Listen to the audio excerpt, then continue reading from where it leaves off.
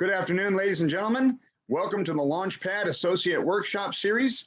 We're delighted to have you joining us this afternoon. We have Paul Sumagaysay, who is coming up on his first anniversary as a PGA member. He was elected to PGA membership back in November of 2020. He is an assistant golf professional and a teaching professional at Admiral Baker Golf Course in San Diego. Paul, thanks for joining us on the LaunchPad webinar series this afternoon. Thanks, John. Yeah. This is my second go around doing rules. So I did it earlier this year. I believe it was February or March 2021. Yeah, you did it. Yeah, we do the LaunchPad quarterly, and we've been lucky enough to have you present on rules now twice over in Q2 and now again in Q3. She's all yours. Take it away. When you want me to scroll through the presentation, just give me the nod. Okay, sounds good. We'll keep it right here for now. I just wanted to kind of let everyone know what's happening with regards to the rules of golf.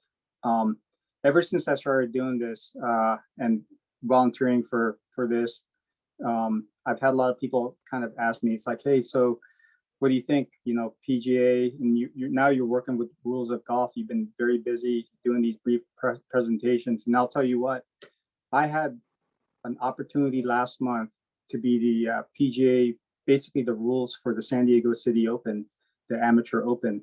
That was at Balboa. It's a 2-day event at Balboa and also at Torrey Pines South. I was the rules official for Balboa Golf Course, and that was an awesome experience. Just the fact that they knew, I was a PGA member and I knew enough about the rules. They really needed someone to help out, so I volunteered.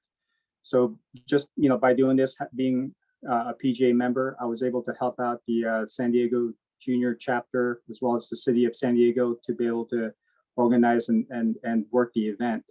And I was in a situation where I was the only PGA guy there at the golf course. And really, if there was a question, there was no one else but me to be able to make that ruling decision. And I had a few ruling decisions, on the spot, whether it was the penalty areas or in Balboa in itself. It's a very, very tight golf course. You can imagine now with technology, and if you've never played that golf course, there are a lot of reachable par 4s and par 5s.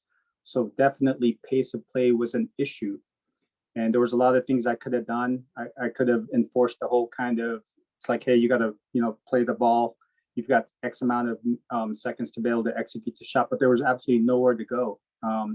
So there's some things that we're going to be talking about in the future to be able to kind of help out and maybe make that tournament a little bit better. For example, the par 5 number 2 hole, there was about a 5 or 6 group backup because it was a reachable par 5. You can imagine a par 5 less than 400 yards with college students and really long hitters. They're using wedge for their second shot, so there was a backup, and also those short par 4s. So yeah, that was a really good experience for me. And people have been asking me about the rules just by doing this. So it's been really a tremendous experience. Next slide. The agenda. So let me go down a little bit. So rules of golf history. I'll talk a little bit about that, where the rules of golf originated from.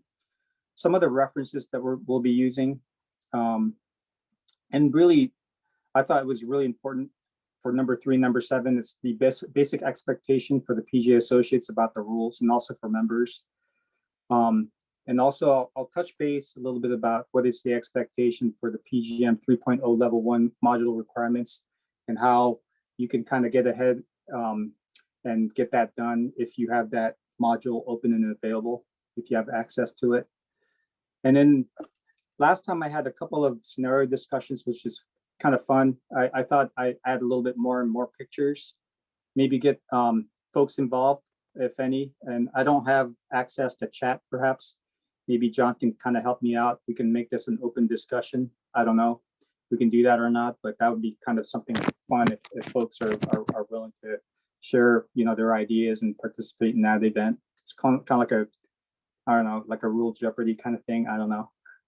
And then I'll talk about the USGA Rules App, which makes things a lot easier, streamline the process, makes it very current, especially for the young folks that have the ability to, maneuver around with apps and whatnot to be able to get the information right away in this now generation. And then additional guidance for the PGA associates.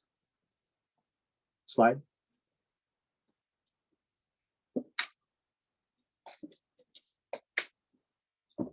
All right, to the right, I'm sure you cannot read that. That was the original scroll. It's kind of like the Declaration of Independence, but it's the rules of golf and the history thereof. And what was the reason why and how the rules of golf was established was based on competition in links of Leith in Scotland. And this happened in 1744.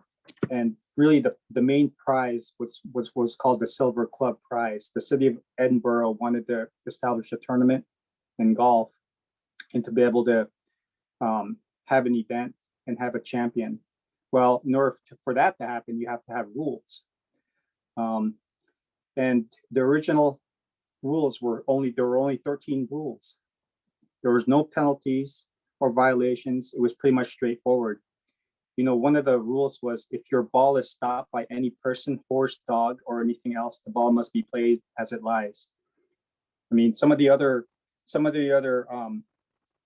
rules were that you must have your ball within a club length of the hole. So can you imagine after you hole out, you're supposed to put the tee next to the hole, and so you can imagine the greens were not perfect in any form. They're pretty scraggly, and they found the greenest patch, I'm sure. So it's very, very challenging. Today, two governing bodies manage the rules of golf: the R&A and the USGA, who work together in collaboration. And anyone, if they have a recommendation, can submit any suggestions to any rules changes, and that's been happening. I mean, I can't tell you how many times whenever I look, it's like, well, that was a change. I don't remember this iteration before. So there's a lot of new information out there. And I'll talk a little bit about the app because there's changes to it. It's pretty amazing. You know, USGA and R&A, they want to streamline this thing, so it makes it very easy for anyone, and it's the most current information. And once you have a recommendation, it gets reviewed and approved by both bodies, and usually every 4-year cycle, you get a new book. The next slide. Before the changes in 2019, the latest was the 2016-17 revision. And really there was a few parts to it. One was the original rules, and then they had the decisions rules book for the old folks. I have a copy of that, the old rules book, and as I was looking through it, it's like, oh my goodness, there's only a couple of pictures in here, and one was the club section size, I think, and some specification, and the front cover, and that was it. I was like, wow, this is not very user friendly, especially today. And the decision book was about 600 pages. It was incredible, and there was 34 rules and many sections. Well, now it's 24 rules and nine major sections. To include the sections include the fundamentals of the fundamentals, which includes the course, the players, and the equipment. And the second part is playing the round, and then the ball, bunkers. So there's again 9 major sections, and then from there it breaks into other parts. So this is the latest is still the 2019 iteration. So the next one will be, I'm assuming it will be in 2023. Next slide. Basic expectation for PGA members and associates.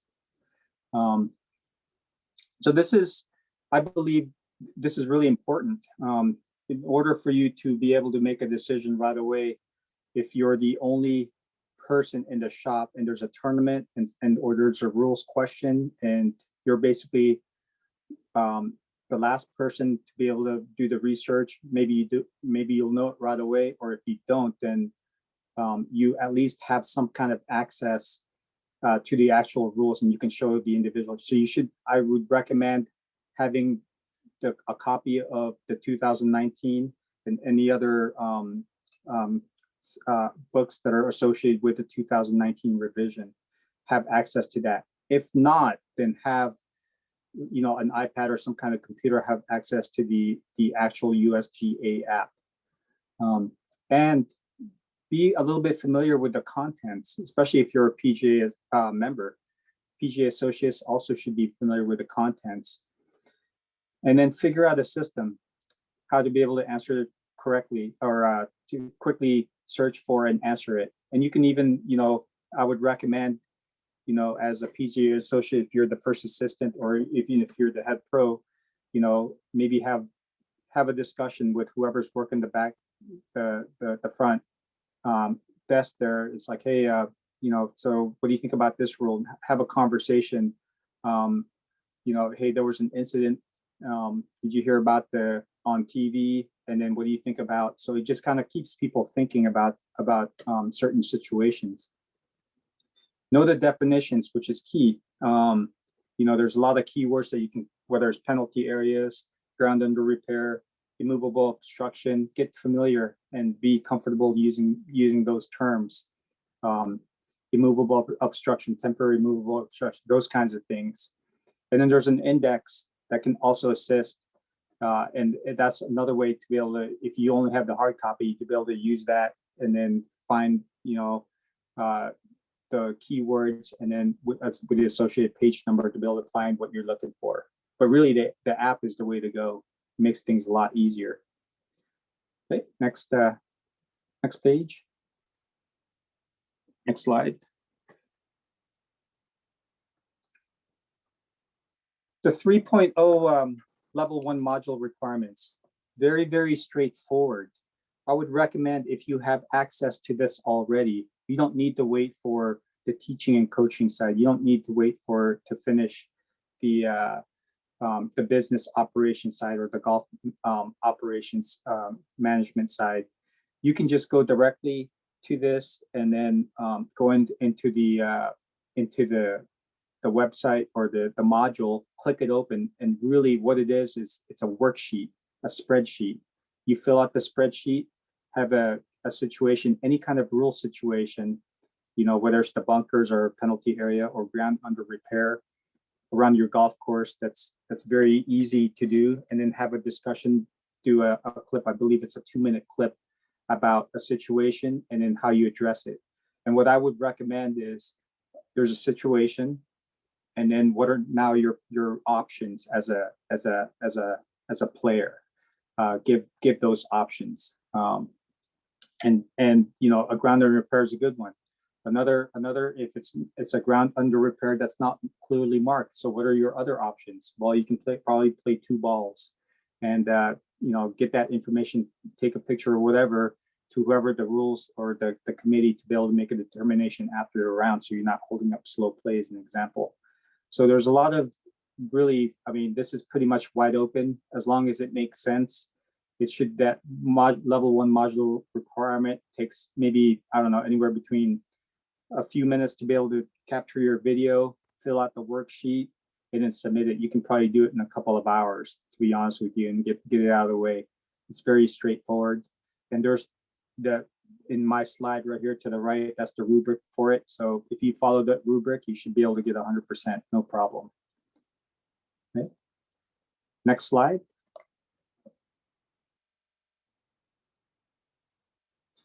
All right, so this is kind of a fun scenario discussion. And this is back in here in San Diego, the Farmers Insurance. Patrick Reed had the lead.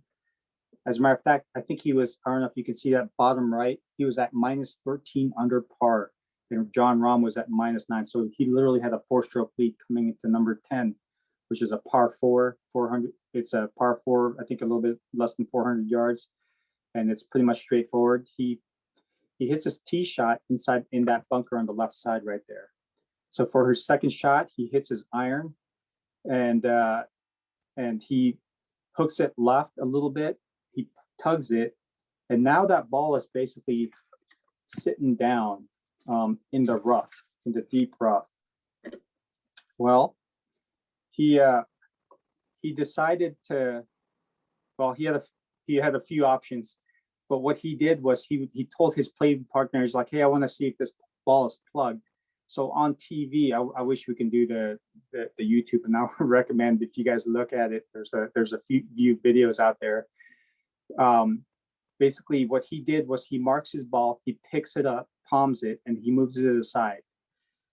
And thereafter, he's waiting for a rules official. In this case, the rules official is actually an ex-PGA Tour member or tour professional, Brad Fable, who's at the time the PGA senior tournament rules official. And he's asking, Patrick Reed, okay, so what happened? It's like, oh, the ball was right here, and I wanted to see if it was plugged or not, but I told my playing partners that he was going to pick it up and examine and see if it was plugged. In fact, there it is. See, there's the lip. So, but the ball, obviously, he picked it up, he palmed it, and he moved it aside. All this before Brad Fable even ever had a chance to be able to see what exactly happened. Now, did Patrick Reed do anything wrong? Well, he could have done well. One argument, as a matter of fact, after the round, if you listen to his interview, he basically said a couple of things, which was very interesting. He because of pace of play, he wanted to, he wanted to check, and he knew the rules that, he didn't want to wait for the official. So he went ahead and marked it and took the initiative. And also he also asked anyone in the gallery. In this case, there was really no gallery except for a spotter. There was a lady, and Patrick Reed asked the lady, it's like, hey, did you see the ball bounce? That was the first question. Did you see the ball bounce? And her immediate answer was, no, I didn't see the ball bounce. So he made I think he already made a predetermined decision that, okay, then I'm going to assume it's plugged. It feels like, and that's exactly his determination. And then he wanted to examine, the crater or the lip. And when Brad Fable came, in fact, Brad Fable determined there was a lip, and then he did everything correctly, and he was able to take a relief within one club length of the original spot, no closer to the hole.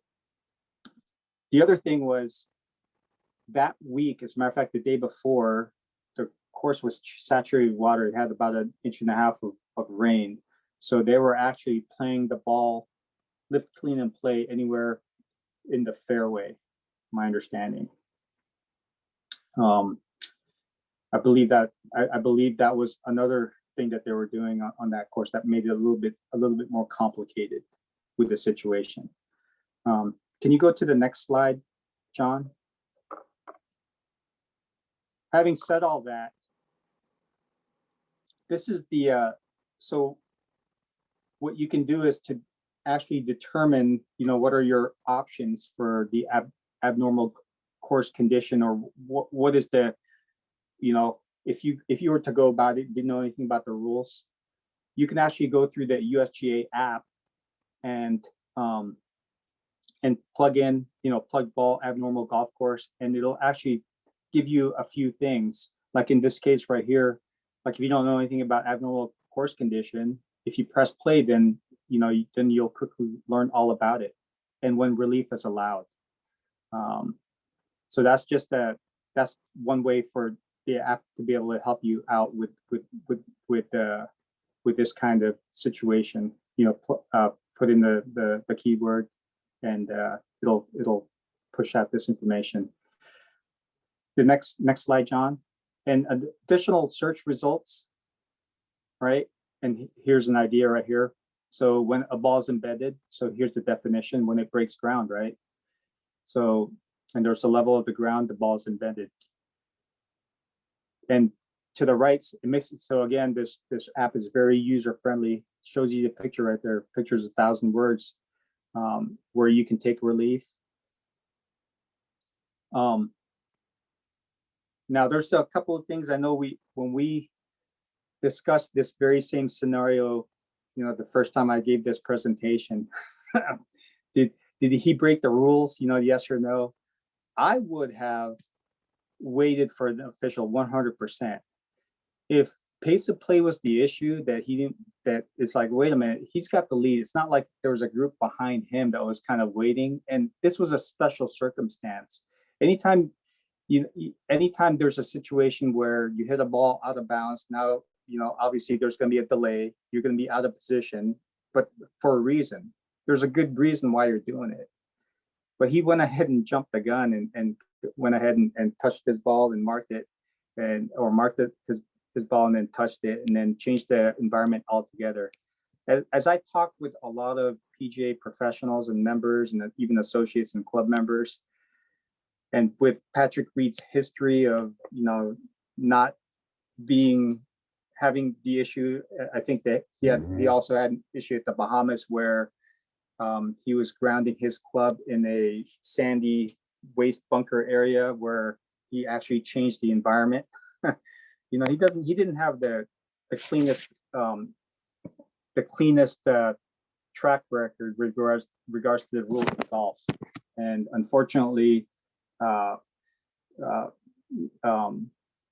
especially for the other players like John Rahm and so some of those other golfers in contention, they never really kind of had a chance in that, even though what we feel that he may have done something wrong, well, he was protected because the rules official at the time, Brad Fable, went ahead and made the determination that everything was clean and that he did everything correctly. And at that point, it was basically, there's no way to turn around the decision, even though after the fact, there was a video that showed that his ball bounced, still couldn't overturn that ruling. I guess the other moral to the story is, let's say if you were Brad Fable and you were the person put in that situation, what John Rahm did, what could you have done to be able to do anything? I mean, let's take, for example, it's like, I really want to give this guy a penalty, but how do I do that? A general penalty. There's no proof, or, he did everything correct by the book. I can't think of anything else that he could have, or that I can do to be able to assess him any kind of penalty. So what he did was correct. You got to look at it from that perspective, because he marked his ball. He wanted to examine if it was plugged, and he did that correctly. So, I kind of belabored that, but that's been on my mind after our first go around. So, and there was a lot of definitely discussion. So I'm looking forward to some conversations, perhaps at the end, if you guys have any more thoughts on this ruling or this scenario. Okay, next slide. So, in fact, he was able to lift his ball. So we're gonna move on from there. And then we'll go to scenario discussion number 2. Can you go down or pull up the scenario discussion number 2? There you go. Okay, this was interesting. Now that we thought that the COVID disease was past an opening with everyone getting vaccinated, this was still kind of a timely, here at Admiral Baker, it's amazing. So we're a government facility, and guess what? We've now indoors, we've reverted back to masks because we're still in that purple tier situation. And every government building has been mandated, including our golf shop and the restaurant area, unless you're actively eating, that you must wear a mask. Once you step outside of any kind of indoor facility, now that you're outdoors, and you can remove the mask. But here we're still kind of talking about this ball spacers. Now, we don't have the ball spacers anymore, but if we did, I'll share a story of what happened last year in December with a nice couple lady who thought that she hit a hole in one. So she was on number 16 Admiral Baker South. I think the hole's like a little bit over 100 yards. She hits her ball, and the cup spacer we have is similar to the one in the bottom left. So she hits her ball, and it's proceeding towards the flag stick. It goes in from her and the players that the folks that she's with, and also the people that are actually teeing off on number 17. They see this, the ball goes in and it pops back out. So the question is this a hole in one? This is a gray area ruling. Number 16 is 120 yards. And we'll call this the wife, senior chief petty officer's lawyer's wife. And I was just coming from my lunch break and I heard this transpired, that an event has happened where there's a couple coming in and saying, hey, she got a hole in one. And then in fact, she told a story when the ball rested, where the ball rested was not inside the cup.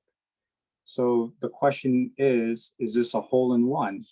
I'm not sure if anyone else have had this situation at their golf course, but you recall right after COVID happened, and then the folks on the PGA Tour were starting to play golf again, and then they didn't go with the cups. It was just basically as long as he touched the flag stick, and I think George Spieth, his ball touched the flag stick, and he was like, "Hey, I just got a hole in one." But obviously, there was no way for the ball to settle, so it was considered holed in. So a lot of gray areas, and what I found out, and this is kind of a lessons learned, is there's a lot of information out there in our internet that you could probably use, but you have to be careful of what you use, and make sure that that resource is valid. Next slide, John. And this was the guidance that I found. And the guidance that I found was, in this case, the ball went into the hole, but because of a foam insert, it bounced out. How do I record my score for handicap purposes? And if you read this, it says, although your ball has not been holed out and you have yet to complete the hole, if you determine that your best judgment, your ball would have holed more than 50% of the time, had there not been a foam or other material insert, you must record your score for handicap purposes as if the ball was holed.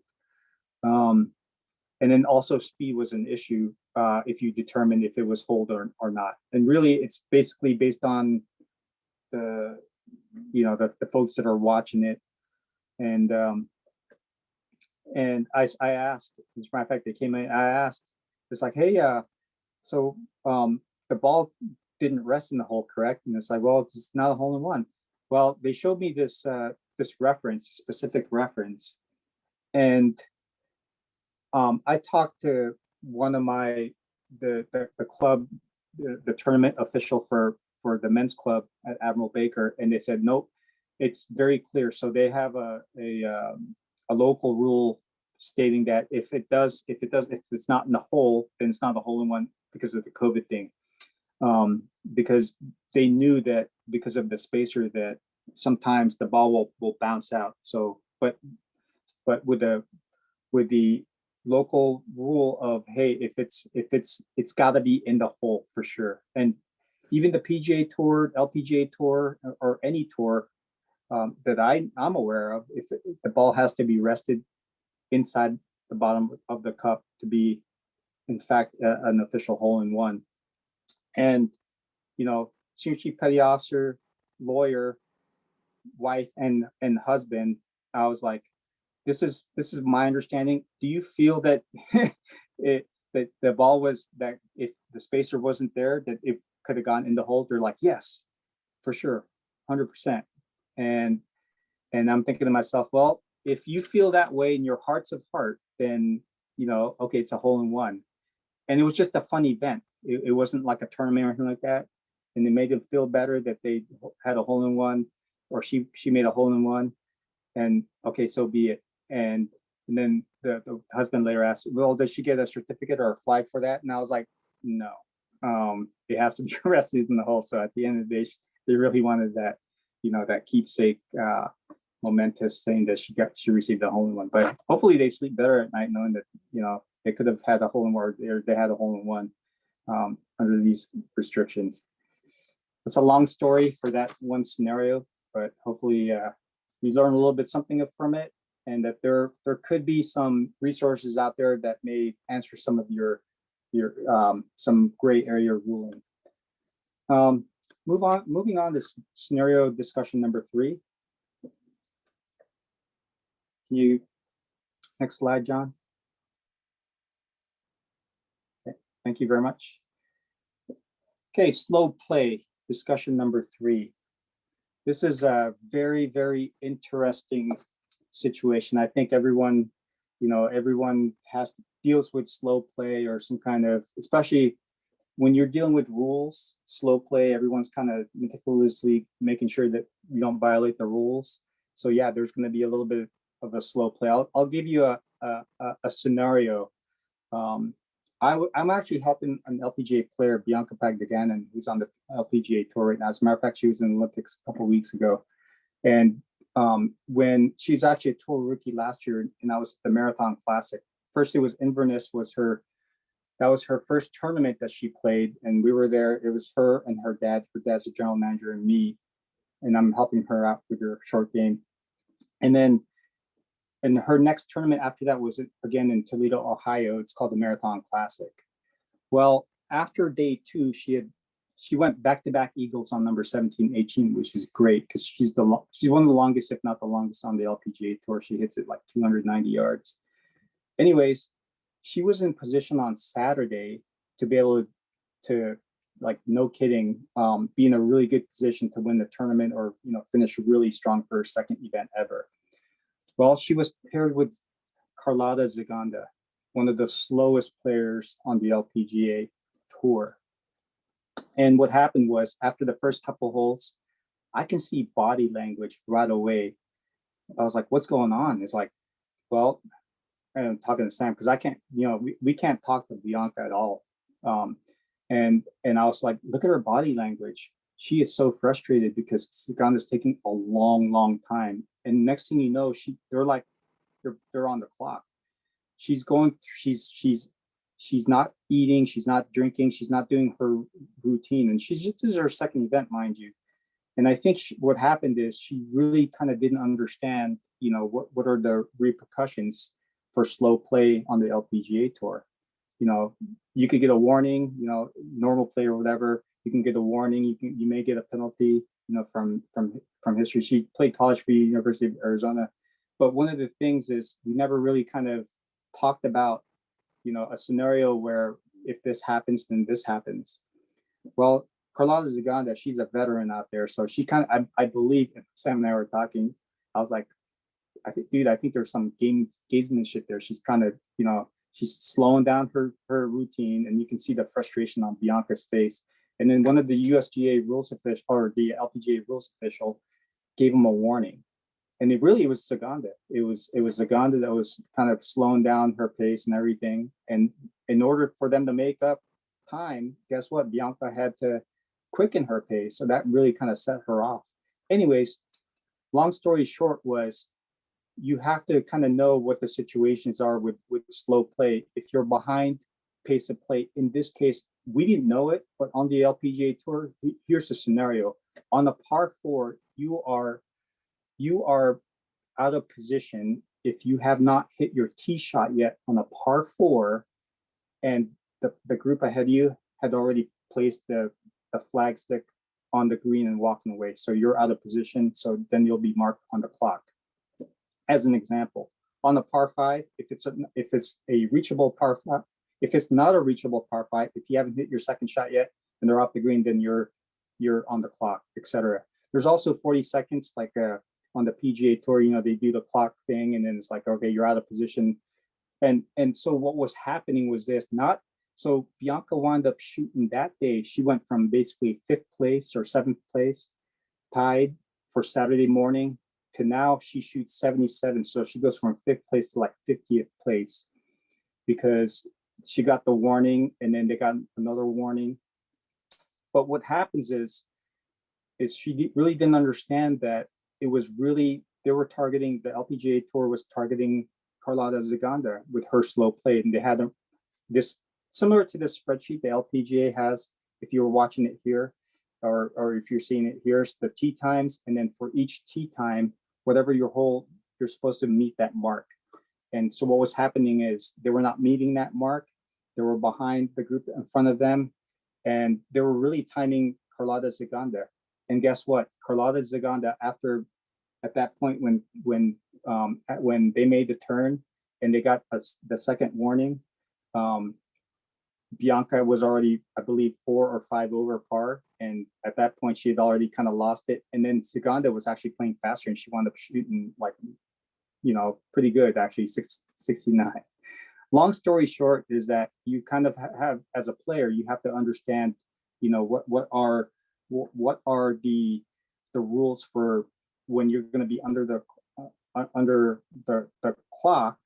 And what happens on the LPGA tour is, and you don't see it behind the scenes because there's always been a issue with slow play, is that the players are assessed monetary penalties. And I know for Haley Moore, because I was talking to Haley's mom a couple of times, she got assessed slow play fines, and so has Carlotta Zaganda before in the past. And this was kind of new, and not until on Sunday when I approached the USGA LPGA rules official, where he talked me through this. It's like, hey, this is exactly what's happened.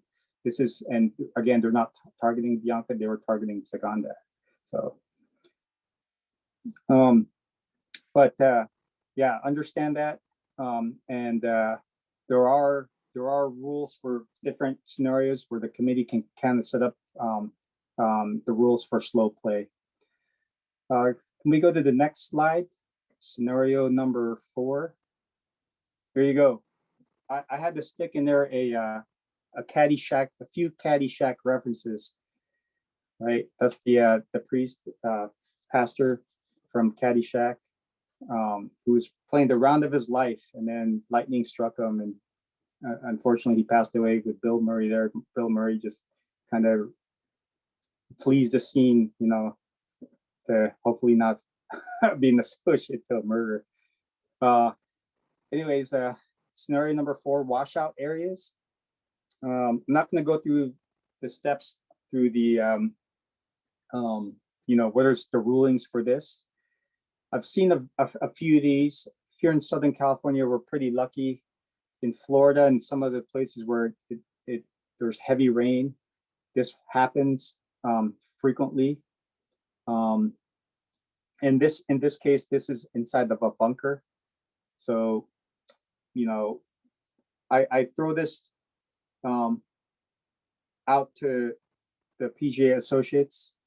I don't know, John, if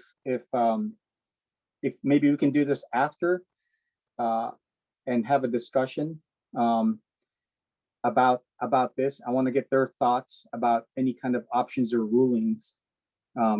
Is it possible for you to open up that discussion?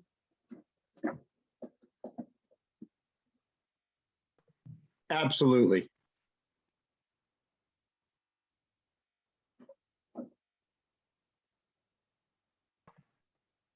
Paul, Okay. absolutely we can. Do you want to do that now, or you? Yeah. Oh, absolutely. Do you mind opening it up and then we just asked everybody to unmute. Sangman Park is on with us. Tom's son, Tom Parker. Gentlemen, have you seen this before in a washout area in a bunker? And if so, how did you handle it? Were you right? Were you wrong? What is the correct ruling on a washout scenario like this, where a ball gets lodged in a condition uncharacteristic of that of a bunker hazard?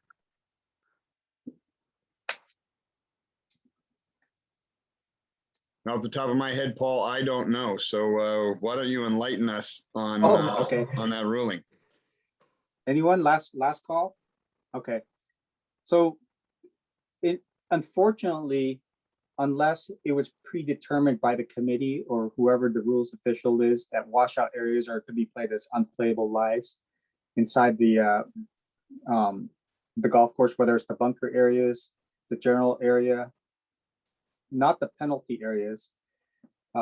You could deem this as a ground under repair situation. On the PGA Tour, they would fix this right away, or they would mark it as such, as ground under repair.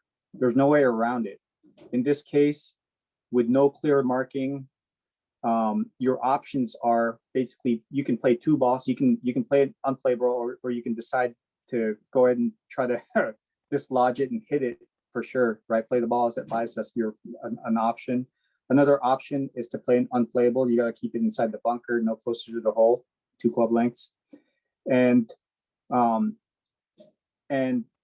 or you can also take a second ball. You could play a second ball, and obviously you try to replace it away from the washout area, and hit it from there. And then after the round, you can have a discussion. If there isn't an official there, you can say after the fact, and maybe they'll make that determination before the scores are inputted or cards signed.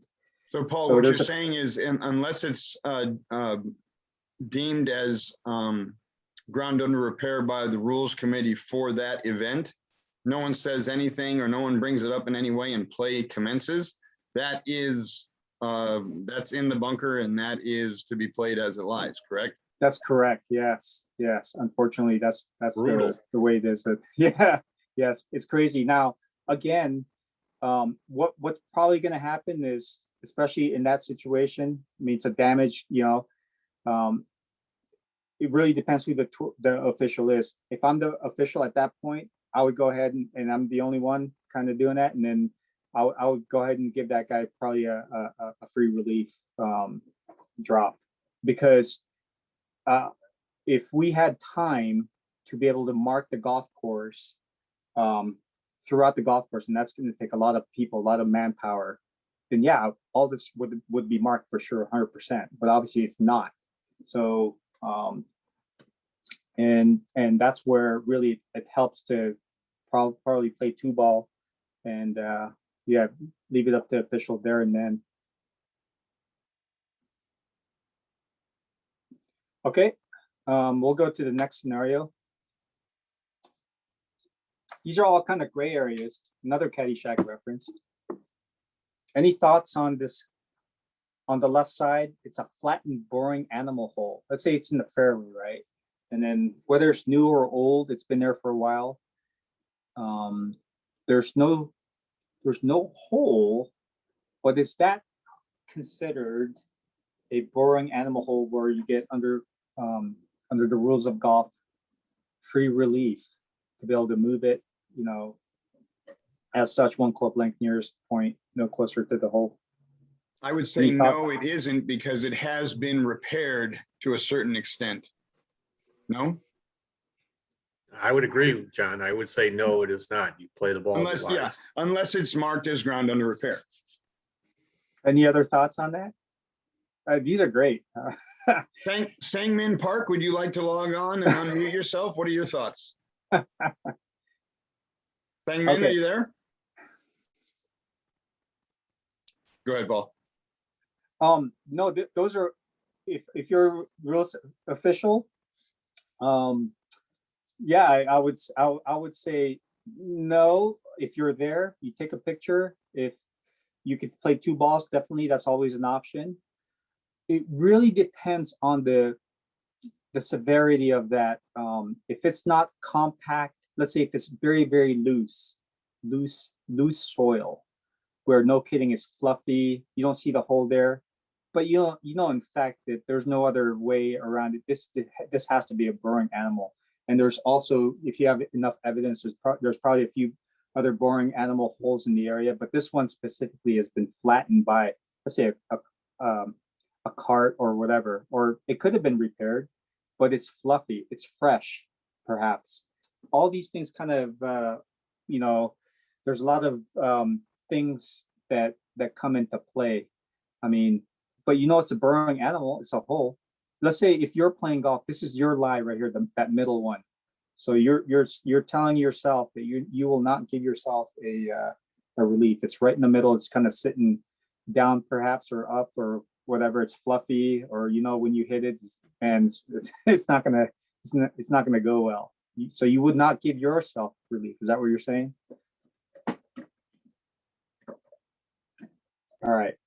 That was Yeah, I guess that that's- was a rhetorical question. You know, I Yeah, go ahead. I think, Paul, I would probably say, yeah, I would not, you know, depending on, unless if I'm playing a match against my wife, then of course I'm going to take relief. But if not, for that, I know I would say no. You got to play it as it lies. Okay. Very, very good. Again, these are gray areas, and that's why I present these, because you know they will come up, and if you are the PGA rules official or whatever for that tournament, you have to make a ruling. You know, whether it was the right ruling or not, at least it was determined, and there was in fact a PGA rules official there. If you never give yourself a chance, if you don't play 2 balls, then it's a done deal. So. Okay, scenario discussion number 6, immovable obstruction in the penalty area. So here, the ball is actually lying inside the penalty area and it's sitting right on top of a sprinkler head. Any thoughts on that?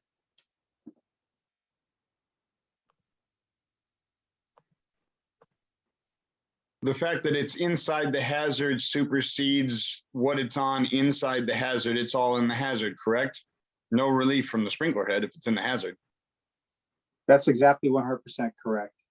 Now, so in the penalty area, whether it's an immovable obstruction, yeah, you got to play the ball as it lies, and that's why I put. You see that picture right there of Happy Gilmore and the big giant guy with his nail in his forehead and his head. Remember that whole kind of, you got to play the ball as it lies, as was the original 13 rules of golf. You got to play the ball as it lies. Yeah, in this case, unfortunately, you got to play the ball as it lies. Now, one lessons learned is this: if you're in a situation, or if you have an opportunity to go with your superintendent and kind of walk the golf course or drive the golf course, and if you find a situation like this, I would probably recommend to move that line on the other side of that sprinkler head, just to save any kind of unintended damage that could be caused if there was, no kidding, a bunch of guys that knew the rules of golf, and that you got to play the ball as it lies. No one wants this to happen, but that could have been easily been remedied. And the funny thing is, I actually talked to my superintendent, and I showed him this picture. Hey, what do you think of this? He's like, Paul, I don't know.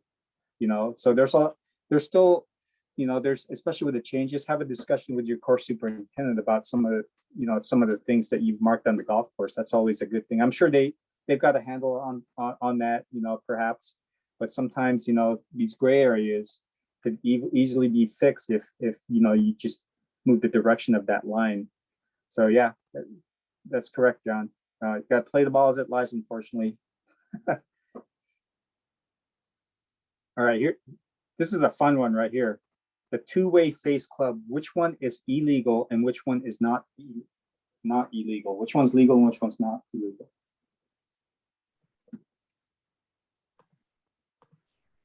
The bullseye putter is legal just because both sides are it's a putter, I would say, and the two-sided chipper is not a putter, it's a club, and therefore cannot be two-sided. And we've seen people putt with the bullseye putter for as long as we've all been around the game, and no one's been DQ'd for using a bullseye putter. And of course, you've never seen a two-faced chipper deemed eligible for play in any tournament, professional or amateur, ever. I propose, John, the next time we have the rules discussion or seminar, you can be the lead for that. Yes, sir. Sign me up. Sign me up. Let's do it. 100%. So Nota Begay, remember, he won with a two-faced bullseye putter. I think back in the late 90s when he was always kind of in the contention. So when it was a right to left putt for him, then he putted on the right side, and it was a left to right putt. He putted from the left side. So he always wanted a hooking putt, right? That's totally legal because it's a putter. It's less than 9 degrees or something like that loft. But in this case, and it's all about the strike plate. There's actually another rule book that I didn't kind of plug in here. it's all about the equipment, the 2019 revision, and there's a whole section. I think this is like 4.1 and Charlie or something like it talks about the strike plate specifically, and that if it's greater than a certain angle, and if it's two-faced on the opposite side of the putter, it's not legal. So that's just kind of an example. And the reason why I bring this up is because I actually had an opportunity to play with one of my regional directors for the Navy, and guess what he had? He had a two-faced chipper, and he was happy using that thing. He chipped it from, like, no kidding, 50 yards out in the middle of the fairway. He was getting it within a couple of feet of the hole. He did that 3 or 4 times actually, so he had fun. Obviously, this was not a tournament or anything like that. It was just a fun kind of event, and I guess the lessons learned there is that, because he asked me, it's like, hey Paul, is this illegal? Well, we're just having fun, so yeah, but it's you can use it, but if you're playing a real tournament, USGA sanctioned event, you cannot play with this club. I would recommend finding a one-faced chipper. There's a lot of illegal clubs out there, and you can just kind of look. There's a lot of square groove clubs. There's hot faces, non-conforming golf balls. Some people they still want to use it. Now, you remember about 20 years ago when Arnold Palmer with that VFT and the variable face technology, where he was saying, hey, this is, we should play this club, for fun, but and there's a lot of companies out there that sell, non-conforming clubs, but people use it and they have fun playing with it. But again, they can't use it under tournament conditions, and anytime you have to abide by the USGA R&A rules of golf. So that's the two-way face club. A couple other, the USGA Rules App. So, oh my gosh, we're at 4:54. I got 5 minutes left, I guess. The USGA Rules App. I would highly recommend to download this, and there's a lot of good tutorial in here. Can you keep going up here? You can explore the rules of golf. There's about a 2 or 3 minute video clips. If you don't know anything about the rules, you can kind of go through this and keep going. I would recommend spending some time on this. And here is more. And the very last slide for me, can you go down, is right here. Again, know who your subject matter expert is, whether it's your head pro, tournament director, men's club rules director. Have your team sign up with the USGA rules workshop. Those are great, great discussions. People start thinking about the rules. Be proactive and setting that up, and have copies of the book around the shop, and then train others and have discussions again about the rules of golf. It'll just make the team smarter and more confident, and feel like they know the rules, and again, to your advantage, perhaps, unlike what happened to Bianca. And any questions for me?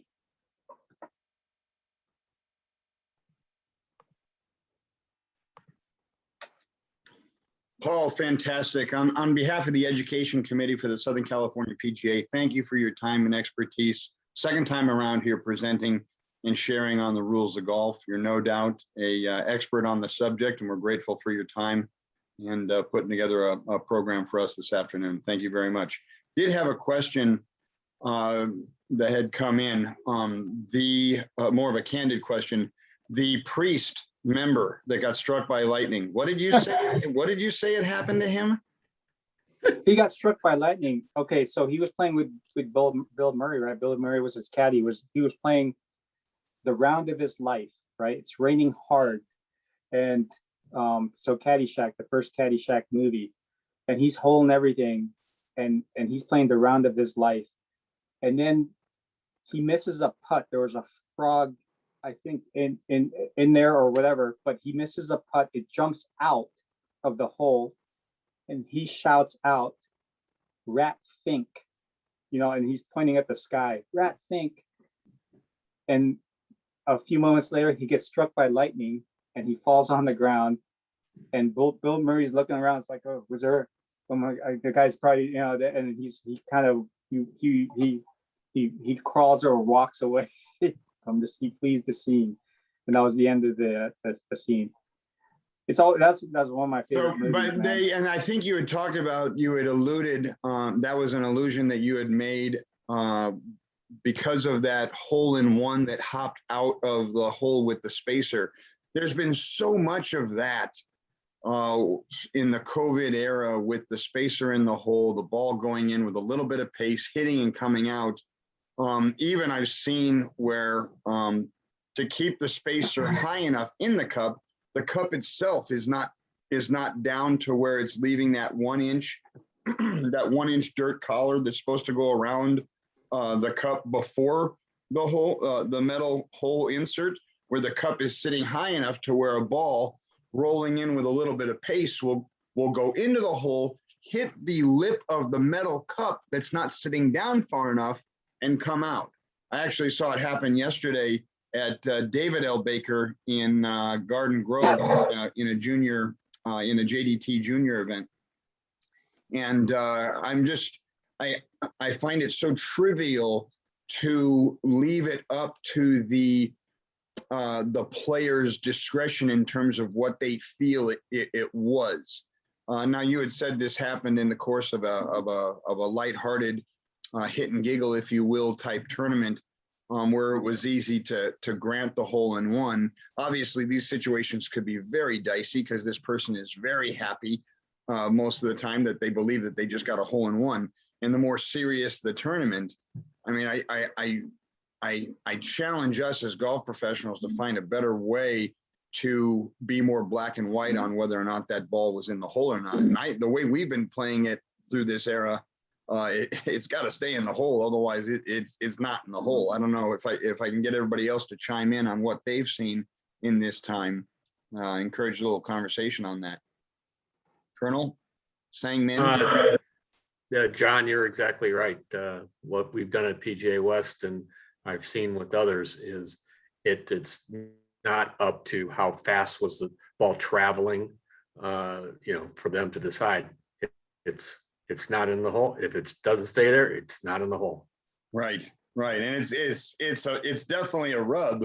It's definitely a rub when you see Annika, that I don't know what tournament it was, but she canned one from about 120 out, and it landed in the jar on the fly, flew out and went in the water. And by the COVID restriction of your heart of hearts, that would be considered an eagle, where instead I think it turned out to be a bogey or even a double. But it's obviously becoming a thing of the past, with more and more courses taking the inserts out and sitting the holes at their appropriate depth with that 1 inch dirt collar.